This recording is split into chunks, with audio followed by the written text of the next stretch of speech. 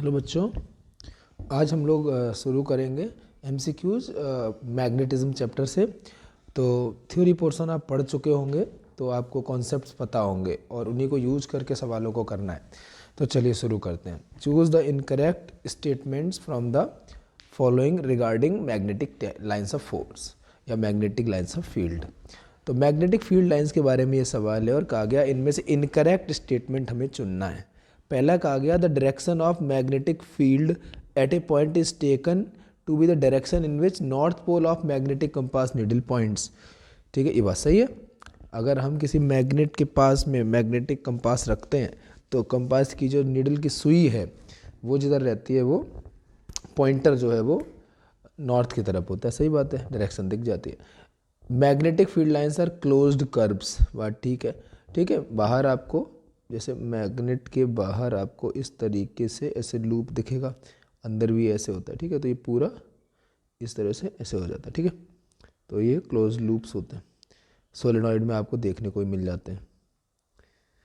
Next क्या कहा गया है, if magnetic field lines are parallel and equidistant they represent zero field strength. ये गलत बात है। अगर मैग्नेटिक फील्ड लाइन्स पैरेलल है तो इसका मतलब होता है कि यहाँ पर यूनिफॉर्म मैग्नेटिक फील्ड है, जीरो नहीं, यूनिफॉर्म मैग्नेटिक फील्ड है। ओके, तो यहाँ पर इनकरेक्ट स्टेटमेंट सी हो गया। चलिए डी भी पढ़ लेते हैं। Relative strength of magnetic field is shown by degree of closeness of field lines. Field lines जितनी क्लोज होंगी उतना ही ज़्यादा स्ट्रॉन्ग मैग्नेटिक फील्ड होगा वहाँ पर, और मैग्नेटिक फील्ड लाइन्स दूर दूर होंगी तो उतना वीक मैग्नेटिक फील्ड होगा। ठीक है, तो खैर यहाँ गलत कौन सा हो जाएगा, सी स्टेटमेंट। ओके, तो फर्स्ट का आंसर हो जाएगा सी। नेक्स्ट में क्या बोला है, if the key in the arrangement as shown below is taken out. इस डायग्राम में जो की है कौन सी, के, तो इसको अगर हम निकाल ले इज टेकन आउट तो सर्किट ओपन हो जाएगा। And magnetic field lines are drawn over the horizontal plane ABCD। तो लाइन्स कैसी होंगी, तो अगर हम देखें स्ट्रेट करंट कैरिंग कंडक्टर है, ठीक है, और उसके आसपास मैग्नेटिक फील्ड लाइन्स हमें देखनी है। ठीक है, तो लेकिन की हम अगर निकाल लेंगे तो क्या हो जाएगा, करंट ही नहीं फ्लो करेगा इसके आसपास। जो करंट ही फ्लो नहीं करेगा तो उसके आसपास जो है मैग्नेटिक फील्ड बनेगा ही नहीं। ठीक है, अब जब मैग्नेटिक फील्ड बनेगा ही नहीं तो जो भी थोड़ा बहुत मैग्नेटिक फील्ड एक्सपीरियंस होगा वो किसका होगा, अर्थ का होगा। तो यहाँ पर क्या कहा गया है कि ये जो प्लेट आपको दिख रही होगी टेबल जैसी, इसमें एक होल करके एक वायर को इंसर्ट किया गया, जो वर्टिकल वायर दिख रहा है आपको डार्क ब्लैक, उसको बैटरी से कनेक्ट किया गया है। ठीक है, एमीटर वगैरह लगा है, की भी लगी है। उन्होंने कहा है कि इस की को निकाल देंगे तो करंट तो फ्लो होगा नहीं, सर्किट ओपन हो जाएगा। तो वायर के आसपास मैग्नेटिक फील्ड लाइंस फिर कैसी होंगी, अगर करंट फ्लो हो रहा होता तो वायर के आसपास मैग्नेटिक फील्ड लाइन इस तरीके के कंसेंट्रिक सर्कल्स बनते हैं ना, तो पढ़ा ही आपने। पर क्योंकि उन्होंने करंट ही स्टॉप कर दे रहे हैं की को निकाल कर, तो फिर वायर की वजह से मैग्नेटिक फील्ड बनेगा नहीं। ठीक है, तो ऑप्शन में लिखा है कंसेंट्रिक सर्कल्स होंगे, वो होते पर क्योंकि अब करंट को ही रोक रहे हैं इस की को बंद करके। ठीक है, एक्चुअली की को ऑफ कर रहे हैं, अपनी भाषा में बोले तो ऑफ कर रहे हैं, कर क्या रहे हैं, की को यहाँ से निकाल दे रहे हैं, तो फिर करंट फ्लो हो नहीं पाएगा, सर्किट ओपन हो जाएगा। इलिप्टिकल शेप की होंगी मैग्नेटिक फील्ड लाइन, सर्कुलर होती हैं ऐसी और इलिप्टिकल होता है ऐसा, तो दोनों ही तरह की नहीं होंगी। ठीक है, वो दोनों ही गलत है। फिर लिखा है कि straight lines parallel to each other, और फिर लिखा है concentric circles near the point O but of elliptical shape as we go away from it. तो देखिए इस वायर की वजह से कोई मैग्नेटिक फील्ड क्रिएट ही नहीं होगा, वो क्रिएट कब होता है, जब से करंट फ्लो होता है। तो करंट फ्लो होगा नहीं तो मैग्नेटिक फील्ड प्रोड्यूस होगा नहीं। तो हम क्या देखेंगे कि ईस्ट वेस्ट नॉर्थ साउथ के अनुसार, ईस्ट वेस्ट नॉर्थ साउथ के अनुसार कुछ मैग्नेटिक फील्ड जो होगा अर्थ का जो होगा वो नॉर्थ टू साउथ डायरेक्शन में होगा। तो कुछ लाइंस आपको पैरेलल टू द वायर दिख सकती हैं, नॉर्थ साउथ डायरेक्शन को ओरिएंट करती हुई, नॉर्थ साउथ डायरेक्शन को शो करती हुई। ओके, तो यहाँ पर जो है हम सी मार्क कर देंगे। नेक्स्ट क्वेश्चन कहा गया है, एक सर्कुलर लूप आपके सामने दिख रहा होगा। ओके, ये perpendicular to the plane of paper है। ठीक है, प्लेन ऑफ द पेपर के परपेंडिकुलर है, समझ रहे होंगे, लंबवत। ठीक है, it carries a current when the key is on. जब की को ऑन करेंगे, प्रेस करेंगे तो करंट फ्लो होगा। The current as seen from the point A and V is anti clockwise and clockwise. ए से देखते हैं तो एंटी क्लॉकवाइज, इधर साइड से एंटी क्लॉकवाइज है, ठीक है। और बी से कैसा है, इधर देखेंगे तो बी से क्लॉकवाइज दिख रहा है, ठीक है। तो ए से एंटी क्लॉकवाइज दिख रहा है और बी से क्लॉकवाइज दिख रहा है, यानी बी की तरफ से अगर हम देख रहे हैं तो बी की तरफ से करंट ऐसा दिख रहा है, ठीक है। और ए की तरफ देख रहे हैं तो करंट कैसा दिख रहा है, ए की तरफ से ऐसा दिखेगा, ठीक है।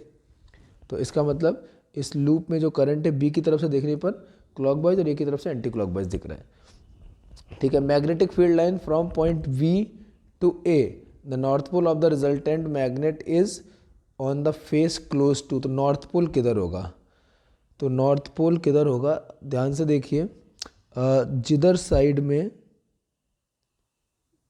साइड में इस तरह से हम देखें एंटी क्लॉकवाइज करंट जा रहा होता है उधर नॉर्थ पोल होता है, और जिधर साइड में क्लॉकवाइज करंट जा रहा होता है उधर साउथ पोल होता है। ध्यान से इन दोनों डायग्राम्स को देखिए, ये साउथ पोल में आप देख रहे हैं एरो किधर है, क्लॉकवाइज घड़ी की दिशा में घूम रहा है, और इसमें अगर आप देखेंगे तो उल्टा है। तो एक की तरफ से एंटी क्लॉकवाइज करंट है तो एक की तरफ नॉर्थ पोल बनेगा, ठीक है, और बी की तरफ क्लॉकवाइज है तो बी की तरफ साउथ पोल बनेगा, ओके। तो उन्होंने ये पूछा है, उन्होंने क्या पूछा है कि नॉर्थ पोल किधर से करीब बनेगा, ठीक है। तो चलिए हम लोग मार्क कर देते हैं, नॉर्थ पोल किधर क्लोज होगा, ए की तरफ से क्लोज होगा, ठीक है। तो हम यहाँ पर नीचे लिख देते हैं ए ऑप्शन, ओके। तो आई होप समझ गए होंगे आप। चलिए, कहा गया है कि for a current in a long straight solenoid north and south poles are created at the two ends, among the following statement the incorrect statement is. Solenoid के बारे में सवाल है, सोलेनॉइड से करंट पास हो रहा है और नॉर्थ और साउथ पोल उसके एंड्स पर बनते हैं, ठीक है, ये ऑब्वियस बात है। कहा गया है ऑप्शन में the field lines inside the solenoids are in the form of straight lines which indicate that magnetic field is same at all points inside the solenoid. बिल्कुल ठीक बात है, सोलेनॉइड के भीतर यूनिफॉर्म मैग्नेटिक फील्ड होता है हर point पर, इसीलिए हम पैरेलल मैग्नेटिक फील्ड लाइंस बनाते हैं सोलेनॉइड के भीतर। फिर कहा गया है दूसरे ऑप्शन में the strong magnetic field produced inside the solenoid can be used to magnetise a piece of magnetic material like soft iron when placed inside the coil.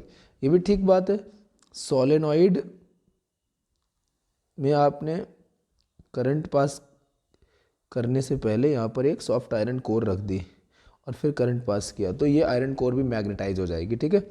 हम इलेक्ट्रोमैग्नेट ऐसे ही बनाते हैं, ठीक है, तो ये भी सही बात है। फिर लिखा है the pattern of magnetic field associated with the solenoid is different from the pattern around a bar magnet. ये गलत बात है, सोलेनॉइड के आसपास अगर हम देखें तो सोलेनॉइड के आसपास जो मैग्नेटिक फील्ड बनता है वो बिल्कुल वार मैग्नेट जैसी ही मैग्नेटिक फील्ड लाइंस होती हैं, ठीक है ना। तो ये बिल्कुल वैसे ही सिमिलर रहती हैं, तो ये गलत है, डिफरेंट नहीं होती है। चलिए इसको हटा देते हैं, ओके। तो यहाँ पर फिर चौथा ऑप्शन है the north and south pole exchange position when the direction of current changes. तो ये भी ऑब्वियस बात है कि जब आप सोलेनॉइड से करंट जो फ्लो हो रहा है उसकी डायरेक्शन बदलते हो तो क्लॉकवाइज की जगह अगर एंटी क्लॉकवाइज कर देते हो तो अपने आप पोल्स चेंज हो जाएंगे। जिधर से क्लॉकवाइज दिखता है वो साउथ पोल होता है और जिधर एंटी क्लॉकवाइज दिखता है वो नॉर्थ पोल होता है, ठीक है। घड़ी घड़ी ऐसे ऐसे घूमती है ना, तो ये साउथ पोल होना, और उसका उल्टा एंटी क्लॉकवाइज तो ये नॉर्थ पोल है, ठीक है।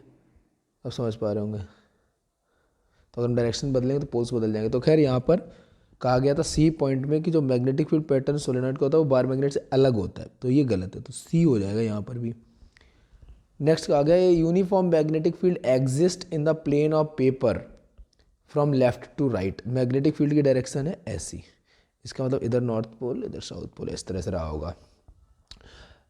ये मैग्नेटिक फील्ड की दिशा है, ठीक है।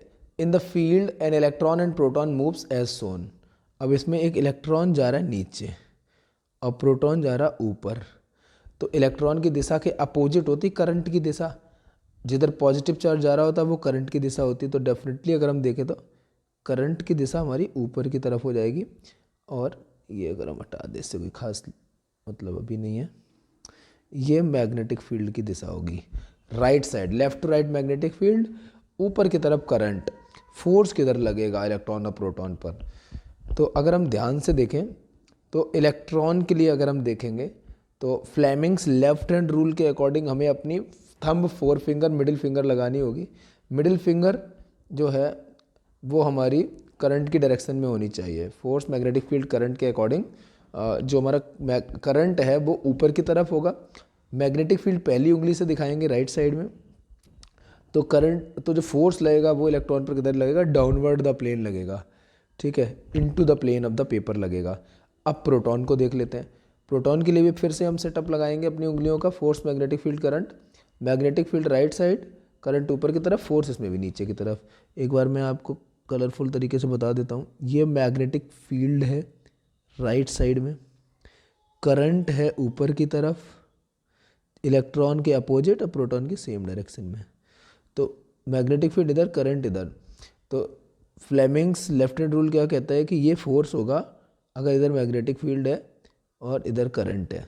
तो आप अपना थंब, फोर फिंगर और मिडिल फिंगर को अरेंज करें। फोर फिंगर मैग्नेटिक फील्ड की दिशा में, मिडिल फिंगर करंट की दिशा में, और तब आप देखिए आपका अंगूठा किधर जा रहा है, बस वही आपका फोर्स की डायरेक्शन बताएगा, ठीक है। तो दोनों पर फोर्स किधर लग रहा है, इनटू द प्लेन लग रहा है।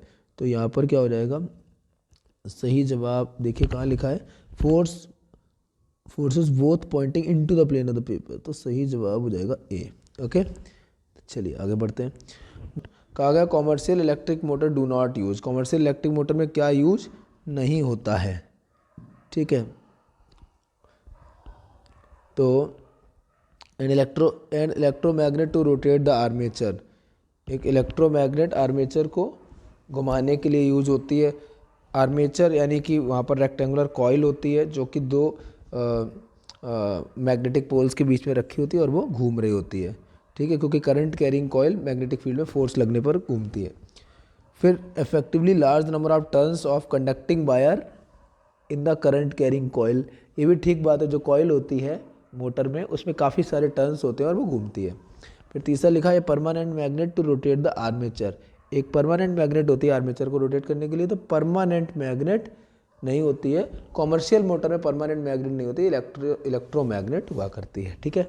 तो ये ध्यान रखना होगा, ठीक है। और जो कॉइल होती है वो सॉफ्ट आयरन कोर के ऊपर रैप करके बनाई जाती है, ठीक है। तो सही जवाब यहाँ पर हो जाएगा कि सी वाला, जो कि यूज़ नहीं होता है। अच्छा, मोटर और जनरेटर की ये जो नॉलेज है जो आपको शायद अब कोर्स में ये नहीं पढ़ाया जाता है, पर मैं सारे सवाल एक तरह से बता दे रहा हूँ। बहुत ज़्यादा इंसिस्ट इसलिए नहीं कर रहा हूँ कि जिन्होंने ये टॉपिक पढ़ा है उन्हें इतने से ही समझ में आ जाएगा, और जिन्होंने ये टॉपिक नहीं पढ़ा है उनको मैं बहुत ज़्यादा डेप्थ में इसलिए नहीं बता रहा हूँ क्योंकि अभी ये कोर्स में है नहीं, तो उसमें बहुत ज़्यादा हम समय देने का मतलब नहीं है।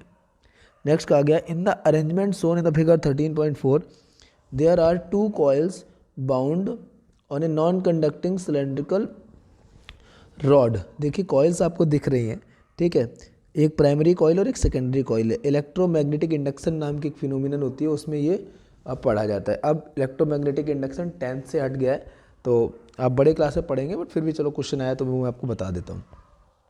तो यहाँ पर आपको दो कॉइल्स दिख रही होंगी, एक प्राइमरी एक सेकेंडरी, ठीक है। एक नॉन कंडक्टिंग प्लास्टिक की रॉड समझ लीजिए, उसके ऊपर ये लपेटी गई है, ठीक है।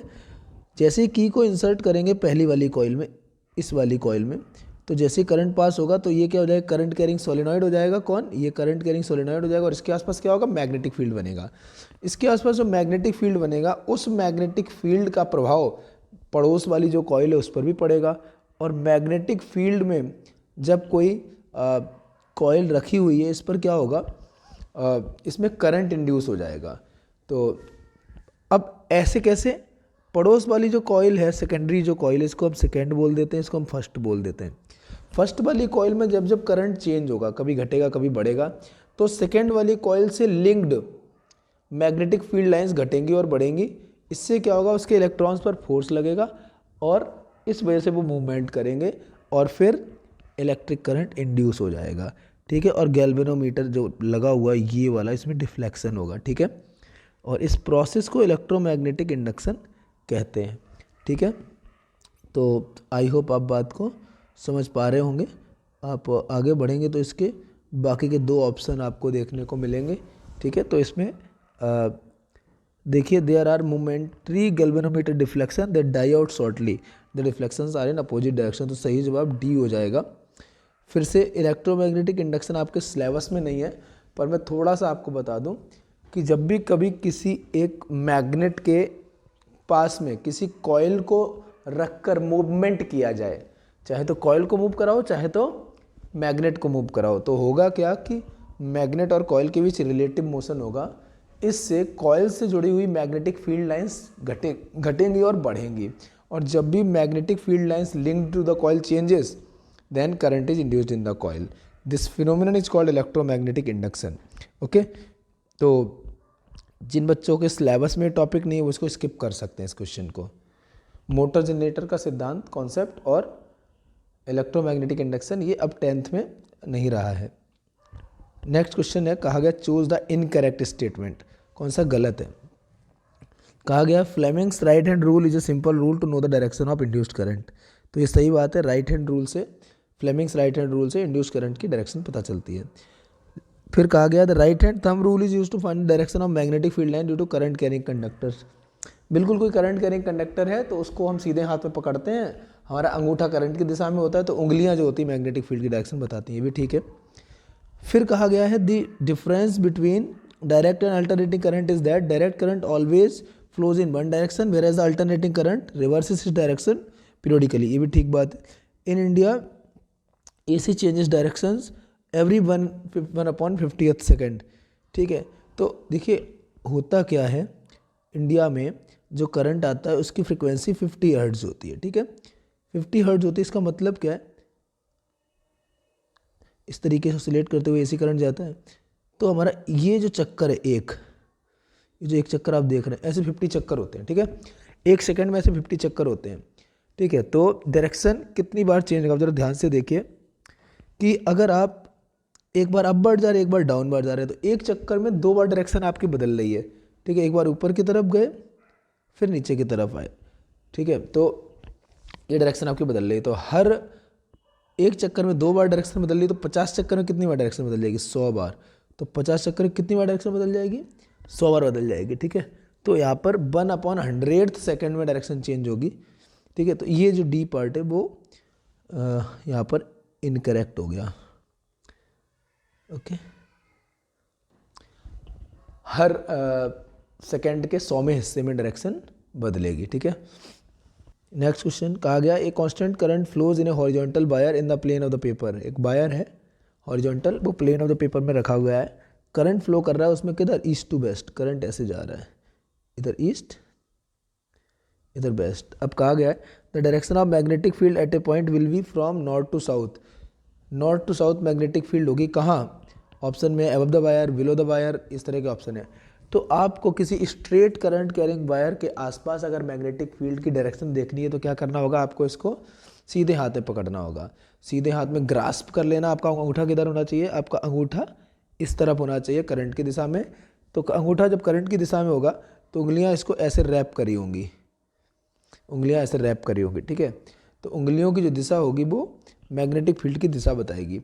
तो मैग्नेटिक फील्ड की दिशा कैसी होगी, अगर आप देखें, मैं इसको थोड़ा सा साफ कर देता हूँ। उंगलियां ऐसे लपेटे होंगी इसको इस तरह से, ठीक है। ऐसे करके हम इसको पकड़े होंगे सीधे हाथ में, अंगूठा वेस्ट की तरफ जिधर करंट जा रहा है, तो उंगलियां हमारी कैसे लपेटे होंगी, ध्यान से देखिए, इसी तरह से ऊपर से घूम के आएंगी और नीचे की तरफ से, ठीक है। तो अब ईस्ट वेस्ट, नॉर्थ ऊपर, साउथ नीचे। तो अगर हम ऊपर देखेंगे तो करंट हमें साउथ से नॉर्थ की तरफ आता हुआ दिखेगा, और अगर नीचे देखेंगे तो नॉर्थ से साउथ की तरफ आता हुआ दिखेगा। उन्होंने कहा है कि करंट की डायरेक्शन नॉर्थ टू साउथ कहाँ होगी, जस्ट बिलो द वायर। तो यहाँ पर जो सही जवाब हो जाएगा वो हो जाएगा बी वाला, just below the wire, okay. ऊपर कैसा होगा, साउथ से नॉर्थ की तरफ मैग्नेटिक फील्ड लाइंस आ रही होंगी, वायर के नीचे कैसा होगा, वायर के नीचे खड़े होकर देखेंगे तो magnetic field lines north to south आ रही होंगी, ठीक है। तो आई होप आप विजुअलाइज कर पा रहे होंगे real situation. Next question, the strength of magnetic field inside a long straight carrying straight solenoid is. The strength of magnetic field inside a long current carrying straight solenoid is. Inside the solenoid क्या होता है, same at all point होती है। Solenoid के भीतर सभी जगह पर मैग्नेटिक फील्ड की स्ट्रेंथ सेम होती है, यूनिफॉर्म मैग्नेटिक फील्ड होता है, पैरेलल लाइंस बनाते हैं, ठीक है। नेक्स्ट, कहा गया to convert an AC generator into DC generator. अभी क्योंकि जनरेटर का कॉन्सेप्ट जो है आपका कोर्स से हट गया है, ठीक है, तो जो इस सवाल को हम लोग स्किप कर रहे हैं, ठीक है, आउट ऑफ सिलेबस, क्योंकि पढ़ा नहीं, आपने टॉपिक नहीं पढ़ा है तो प्रश्न ऑब्वियस बात है समझ ही नहीं आएगा, है ना। किताब ये जो है पहले की प्रिंटेड है, तो इसमें जो है पुराने एडिशन के कारण सब कुछ है, तो खैर इसको स्किप कर दें। नेक्स्ट आ गया था most important safety method use for protecting home appliances from short circuiting और ओवरलोडिंग इज। शॉर्ट सर्किटिंग और ओवरलोडिंग से बचाने के लिए हम अपने घरों में किस टाइप के जो है सेफ्टी मेजर्स को हम फॉलो करते हैं। सबसे अच्छा सेफ्टी मेजर कौन सा है, तो घरों में जो है फ्यूज़ यूज होता है, फ्यूज़ का यूज सबसे ज़्यादा होता है, जो कि अच्छा एक सेफ्टी मेजर है। ओके, तो इस प्रकार हम लोगों ने ये सारे सवाल कर लिए। इनमें से फिर मैं रिमाइंड कर दूं, जो मोटर जनरेटर वाले सवाल थे और इलेक्ट्रोमैग्नेटिक इंडक्शन के सवाल थे, उनको आप स्किप कर दें, ठीक है, क्योंकि वो आपने पढ़े नहीं है। तो हालांकि मैंने कुछ सवालों में थोड़ा सा बता दिया जो पॉसिबल था आपके लिए समझ पाना, और जो बिना पढ़े नहीं समझ सकते थे उनको तो स्किप ही करना था, ठीक है। तो इस प्रकार हम लोग के ये सारे सवाल कंप्लीट हुए। बचे हुए जो चैप्टर्स हैं उनके MCQs क्लासेस अगले कुछ 2 से 3 दिन के अंदर आपको मिलेंगी, और पीछे के चैप्टर्स जो हो चुके हैं उनके MCQ क्लासेस आप ध्यान से देखें मेरे नोट्स पढ़ने के बाद।